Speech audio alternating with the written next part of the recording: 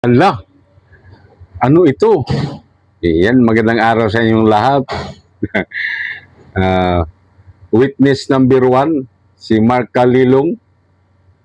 Ayon kay Attorney Vic Rodriguez, ang dami palang kaso ito. At saka, 2 linggo lang daw ito nag-aral. Tapos ginawa nilang eksperto. Di ba? Yun naman si Jeremy Lutok. Puro palpak yung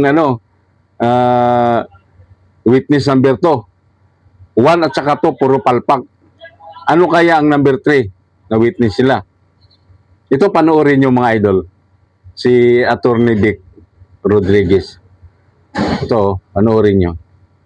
Para lang alam ninyo, yung pagkatao nitong nagpapanggap, nagkaroon ng 2 linggo na seminar, baka nga hindi 8 hours a day yung 2 linggong yun pinapalusot na siya ay isang eksperto. Nandito yung kanyang kaso. Final ito February 27, 2026. At 3:52 PM, na-receive ito sa Office of the Ombudsman Assistance Center sa Pasay. Base sa impormasyon na ipinarating sa atin.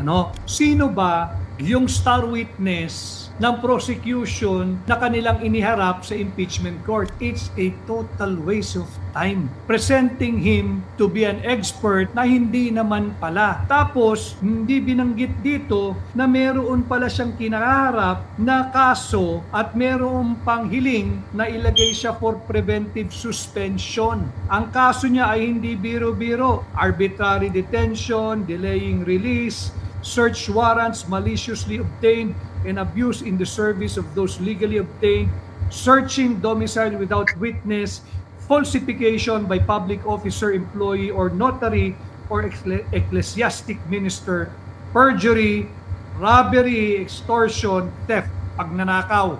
Mabigat ang kaso nito. It goes into the very character of the person presented to be an expert witness. Na gustong palusutin na siya ay eksperto at yung kanyang testimonya kahapon ay nagkabutas-butas na.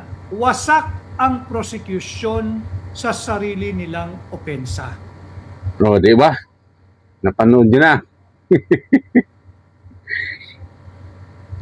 Ang dami palang kaso ito. 4 na kaso ang ginawa ni sinampang kaso kay Mark Calilong. Di ba? NBI expert daw sa programming. Di ba? Ano na naman kayo sa